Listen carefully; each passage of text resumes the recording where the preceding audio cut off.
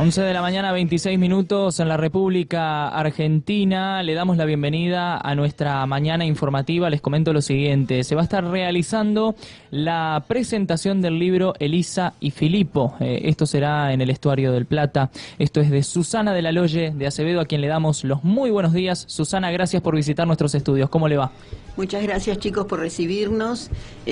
Una hermosa mañana para hablar de historia, hacer un tiempito en un recreo en la mañana y conversar algo de historia, ¿no? Sí, por supuesto. Bueno, y también nos está acompañando la profesora Fernanda Sartur, que estuvo colaborando con ella en la investigación. Fernanda, buen día. Hola, ¿qué tal, Miguel? Y a todos, muy buenos días.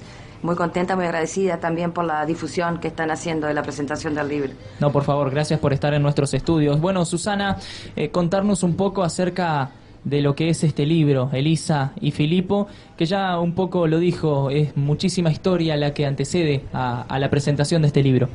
Sí, nosotros tenemos una cantidad enorme de inmigrantes que han venido a esta tierra a trabajar, a hacer los caminos, a desmontar, a sembrar. Y de pronto creo que un reconocimiento se merecen hacia ellos, y he tenido oportunidad de juntar mucha documentación sobre el particular de Elisa y Filipo, y entonces, en base a toda la documentación encontrada, reafirmar estos conceptos generales que todos tenemos sobre la tarea de los inmigrantes en nuestra zona, en nuestra zona y en nuestra provincia. Exacto. Porque toda nuestra provincia es una provincia en realidad agrícola ganadera hecha con inmigrantes. Sí, sobre todo pensar de que toda esa historia a día de hoy sigue tan vigente, sigue tan presente, y esto por allí, esta presentación del libro marca un poco de que a día de hoy, más allá de la historia de dos italianos que hicieron todo este compromiso tan trascendente en América del Sur, a día de hoy todos estos rasgos, todas estas características que han presentado los inmigrantes siguen vigentes en nuestra actualidad.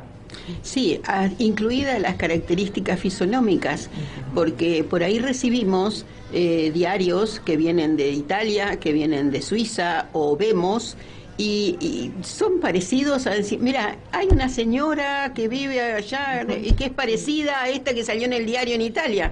¿Qué quiere decir? Que los rasgos, la genética se repite, y encontramos, y si vamos allá de pronto parece que estamos en Villa Elisa o que estamos en Colón, porque las caras son muy parecidas, o bueno, hay algo que nos dice que llevamos la misma sangre, ¿no? Exacto. ¿De dónde está por allí recopilada esta historia, o cómo llega usted a este trabajo amplio de investigación? Bueno, yo me dediqué a investigar hace muchos años. Siempre he estado guardando cosas, o consiguiendo, o pidiendo documentos. Tengo un abundante archivo de cosas, y de a poco voy publicando. Lo que encuentro lo voy compaginando, ordenando cronológicamente, demás. Y acá, sobre todo, la motivación primaria fue que cuánto es de cierto todo lo que nos contaron los abuelos, cuánto fue de cierto los temas que se hablaban en las tertulias familiares. Y bueno, y la certeza la encontré cuando fui, por ejemplo, al archivo del Obispado de Concordia, y encontré el acta de casamiento de ellos de 1886, que es un documento muy importante por su antigüedad.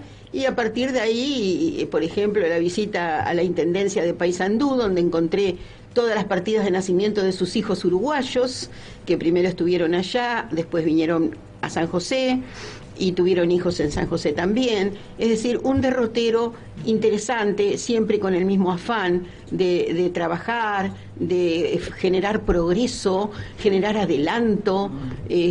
No era simplemente estar y subsistir, sino también ponerle un empuje al crecimiento de estos pueblos que estaban naciendo recién, que se estaban formando. Y bueno, y se dedicaron por ejemplo, a la vitivinicultura. Tuvieron 27 hectáreas de viñedos, tuvieron el único molino a vapor que hubo en esta zona, una gran leñera, y también sacrificaron el dormitorio de su hijo mayor para poner allí, en esa habitación, la oficina de teléfonos de San José. Trajeron el teléfono a San José, nada más y nada menos, que generó un progreso increíble en las comunicaciones de todas las empresas, de todos los negocios, de todas las familias, ¿no es cierto? Fue un aporte al desarrollo local. Susana, una pregunta para todos los oyentes, para comunicarle un poco, para informarle. 2 cualidades o características de Elisa y Filipo. Elisa y Filipo, y bueno, yo miro las fotos y veo lo que hicieron y veo sus hijos y veo que han tenido una gran humildad, una gran, digamos, modestia, y lo que contaban y decían siempre de los recuerdos de su Italia natal, nos dan la pauta de que buscaban trascender en pequeñas cosas. Ellos no tuvieron, digamos, idea de que lo que estaban haciendo era grande, sino al contrario, tuvieron una gran humildad, siempre sencillos, siempre una vida doméstica muy dentro de todo, humilde. ¿Cuál fue el momento en el que usted dijo, voy a escribir este libro? Yo hace 24 años que estoy haciendo el árbol genealógico y todavía no lo terminé. Así que cuando empezó, digamos, esto, empezó con mi estudio de profesorado de historia, porque cuando yo empecé profesorado de historia fui haciendo distintas investigaciones y guardando todo. Por ejemplo, un día un profesor de historia, cuando yo tenía 20 años, ahora tengo 74, me dice, visita todos los octogenarios. Visita a los octogenarios a ver qué te cuentan. Y como yo soy maestra, había estudiado para maestra y después seguí profesorado, me gustó visitarlos a los octogenarios para que me cuenten cómo eran las escuelas primarias de ellos, qué aprendían, qué les enseñaban, cómo eran los pupitres, cómo era su portafolio. Bueno, aprendí muchísimas cosas ahí en vivo y en directo de las escuelas primarias del año 1900.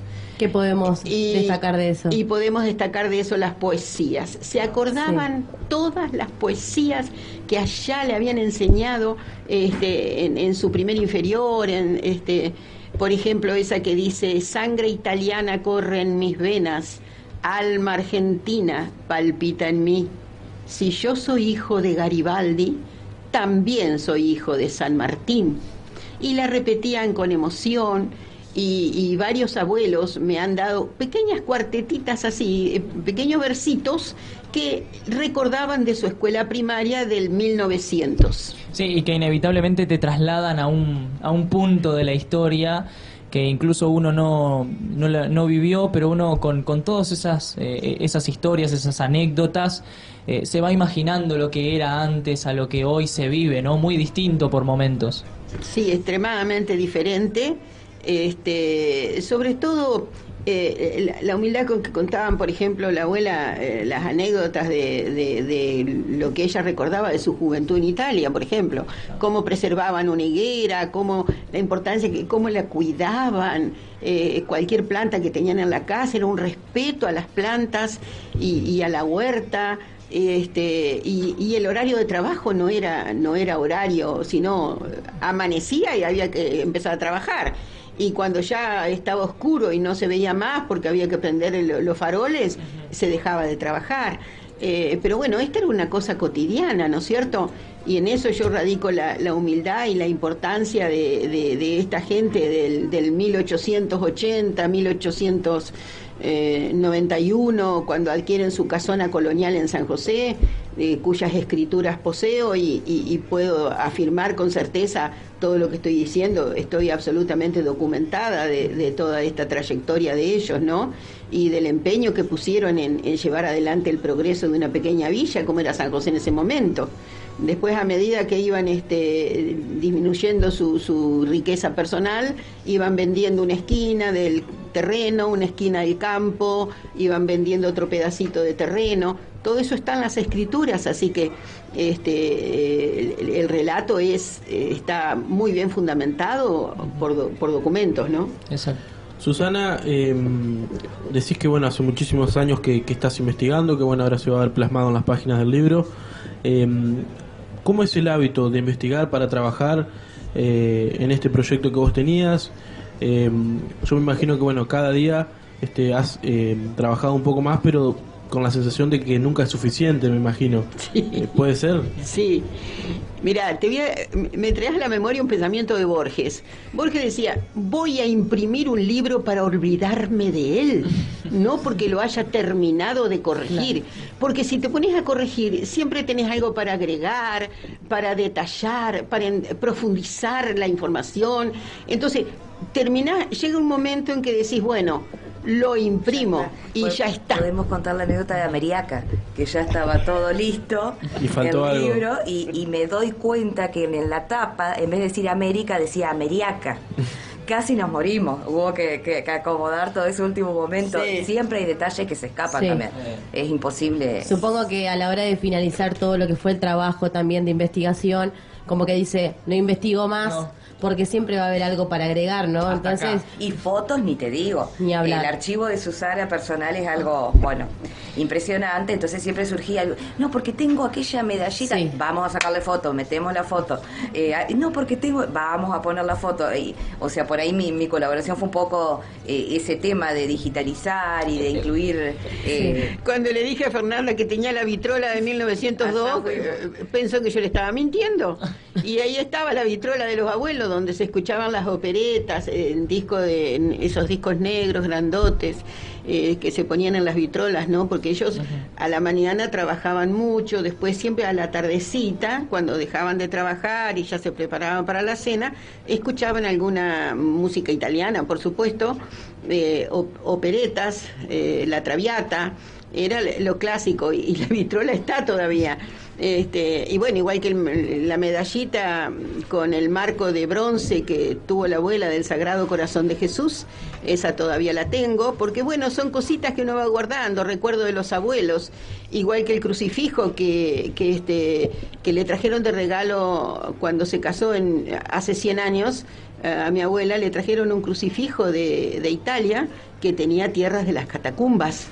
Ese lo guardó mi mamá, lo guardé yo, y uno sigue guardando cosas, y cuando uno quiere acordar dice, mira, tengo todo esto, vamos a hacer un libro, porque realmente el material amerita que se imprima, ¿no? una pregunta importante a la hora de mostrarle a nuestros oyentes lo que es este libro. A la hora de decir, voy a publicar este libro, ¿cuál es la finalidad que tienen, o sea, que piensan ustedes para el público?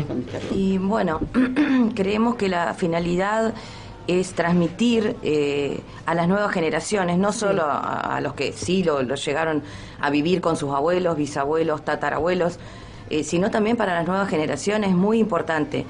Con Susana tenemos una diferencia generacional, sin embargo nos une la pasión, la responsabilidad que sentimos de transmitir este trabajo, este tesón, esta honra al trabajo que trajeron nuestros antepasados. Nosotros somos ellos viven en nosotros no nos damos cuenta, pero nosotros tenemos un porcentaje de ellos viviendo acá con nosotros hoy en día. Totalmente.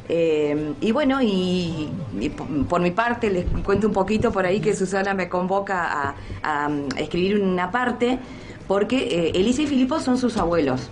Bisabuelos. Filipo Choca y Elisa Valori.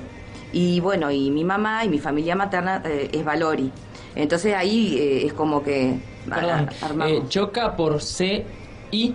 Claro. De esa forma, Italiano, en claro, italiano. con doble C. Exactamente. Se pronuncia Choca, que ese es otro gran tema en nuestra región, el tema de la escritura de los apellidos. Por eso también Es lo que pasó no solo con Choca, sino también con los Valori. Claro. Todas las familias Valori que ustedes conocen, todas vinieron del mismo pueblito de Italia. Y se escriben distinto. Y se escriben todos distintos. Con B larga, con I, con Y, con dos L. Sí. Porque, bueno, cuando vinieron los colonos, por ahí no se tenía tan en cuenta la escritura, por ahí los anotaban como se pronunciaba el apellido. Incluso creo que ahora no se tiene en cuenta tampoco. Sí, pero viste que ahora hay más Lo que es. conciencia. Sí. En mi caso, que soy Sartou Valori, a mi hermano lo tuvieron que corregir más o menos 6 veces cuando lo anotaron, porque son apellidos por ahí que acá no se conocen o no son sencillos.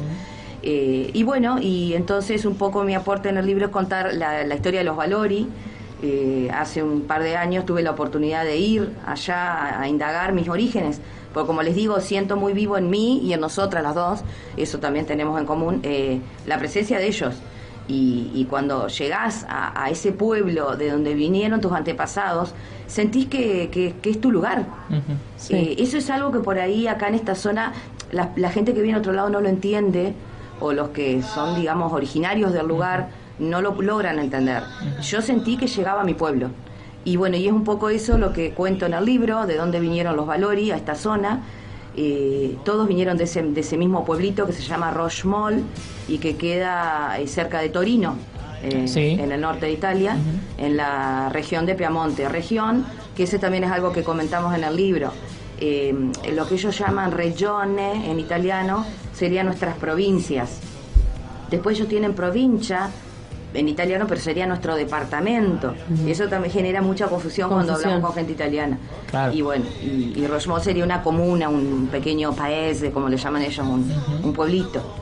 Volviendo a tu pregunta, que la importancia del estudio de la historia es lo que nos impulsa a hacer, es porque la historia proporciona a quien la estudia un conocimiento del pasado que le hace comprender por qué hoy las cosas son como son y no son de otra manera, porque las cosas que pasaron hicieron que el hoy sea como es.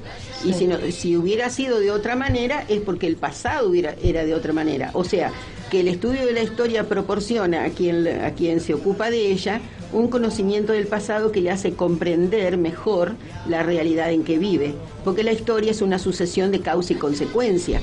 Si no hubieran venido los inmigrantes y no se hubieran dedicado al comercio, no hubieran progresado nuestros pueblos. Entonces, de ahí la importancia de hacer historia y de plasmar en un libro todos estos conocimientos para que sea, transmitido a los futuros jóvenes.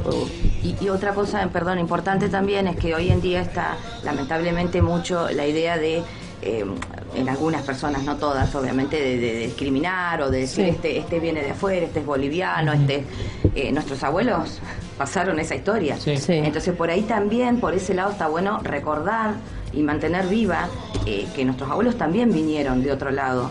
Y que bueno, y fueron muy bien recibidos en este bendito país que siempre tiene las puertas abiertas para todo el mundo, y eso es algo muy bueno, muy bueno, más allá de que a veces lo toman como algo negativo, es algo sumamente de lo cual tenemos que estar orgullosos. Y que en otros países por ahí no pasa. No pasa, es algo de lo cual a mí me da mucho orgullo como argentina. Nosotros en la tapa, cuando diseñamos el libro, quiero explicar el porqué de la tapa. La foto más antigua que tengo de los dos, que encontré de los dos, es la del día de su casamiento.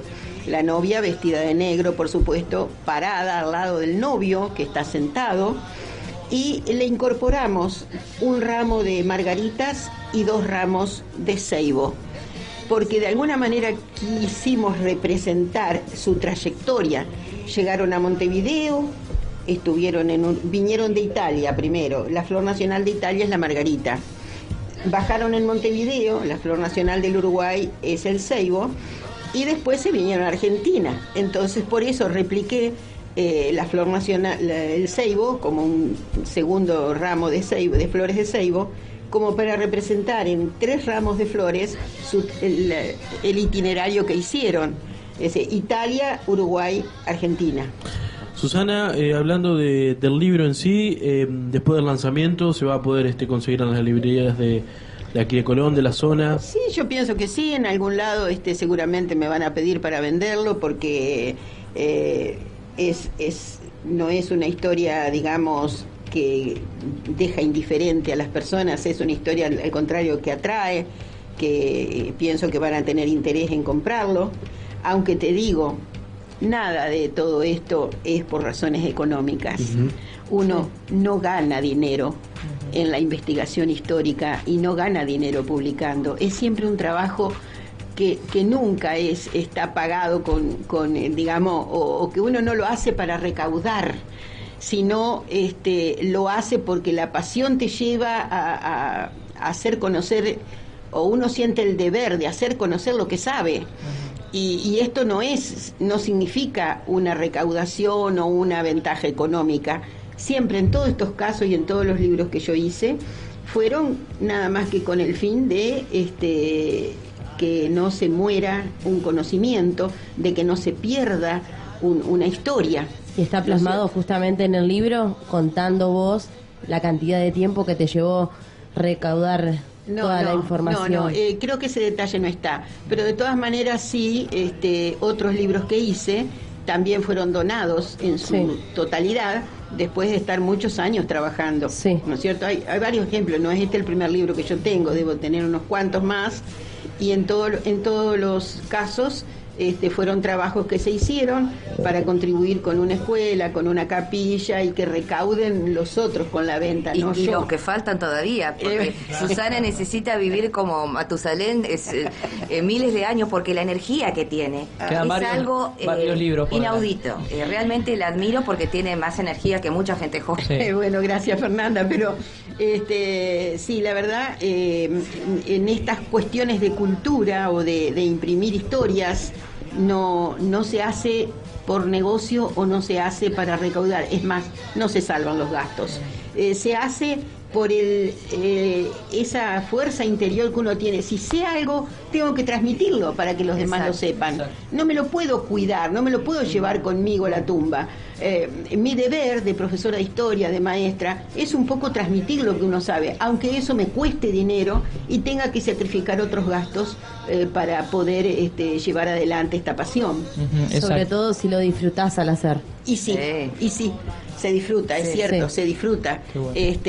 Y un dato, una foto, una entrevista que haces con algún familiar o con algún conocido que te proporciona un documento, te alimenta la búsqueda, te incita a seguir buscando y a seguir investigando, y la investigación se retroalimenta a sí misma a medida que vas avanzando. Entonces llega un momento que decís, bueno, con todo lo que tengo hago el libro. Sí. ¿No es cierto? Sí. Es así. Estuvimos entablando el primer contacto con María D'Aleves, y María justamente aporta lo que es el prólogo a través de AIM, que también es una de las asociaciones. La Asociazione Italiana en el Mundo.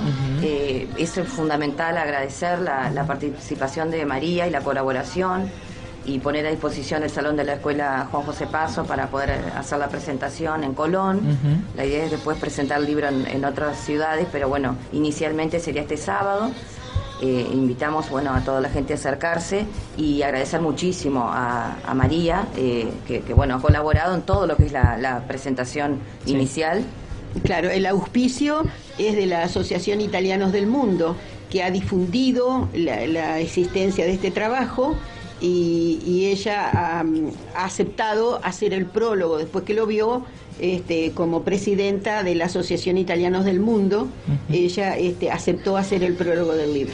Esta presentación que estamos comentando se dará el próximo sábado 22 de febrero a las 20:30 horas en el Salón de Actos de la Escuela número 1 Juan José Paso, en nuestra ciudad de Colón. Es realmente importante la visita. Desde ya le agradecemos por haber venido, por haber compartido con nosotros este lindo momento donde fusionamos tantísima cantidad de cosas por ahí que tienen que ver con la historia, que tienen que ver con otra cultura, que tiene que ver con esta historia viva que ha llegado a todo nuestro territorio y que aquí se quedará por el resto de los siglos, porque como gente como Susana, sigue manteniendo vigente estas raíces y las sigue fortaleciendo para que el día de mañana nuevas generaciones sigan conociendo esta historia. Es verdad, no vinieron para hacer polvo, no vinieron para hacer ceniza, no vinieron para hacer olvido, vinieron para hacer ejemplo, vinieron para trabajar, vinieron para dejar dignas enseñanzas. Entonces eso es lo que amerita este tipo de trabajo. Muchísimas gracias, gracias Fernanda también por venir. Estamos en Radio 12, estamos en radio12.com con toda la información, con mucha historia, mucha cultura en esta mañana informativa. Buongiorno, Dio.